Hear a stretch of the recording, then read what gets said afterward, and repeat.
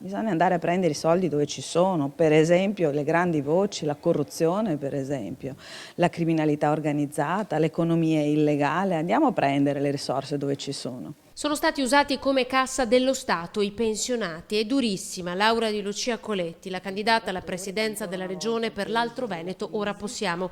La lista, promossa da associazioni ambientaliste, che ha visto convergere anche i comunisti italiani e Rifondazione.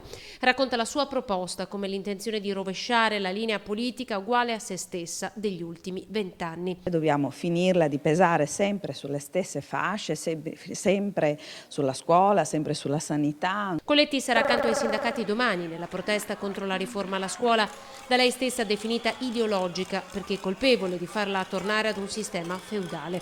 Sul lavoro il tema è la creazione di nuovi posti attraverso una politica industriale fino ad oggi assente, dice, nell'azione di governo della regione. Basti pensare al fatto che noi abbiamo distretti economici, noi abbiamo poli industriali che sono stati praticamente abbandonati, mentre abbiamo avuto un consumo del territorio. Dobbiamo riequilibrare le cose. Per farlo, aggiunge, non servono grandi opere, sempre più spesso cantieri della corruzione, basta ripartire da ciò che serve, ad esempio la rigenerazione e la messa in sicurezza dei territori. Significa fare una regia dal punto di vista della regione e non semplicemente la politica delle grandi opere che abbiamo visto come vanno a finire.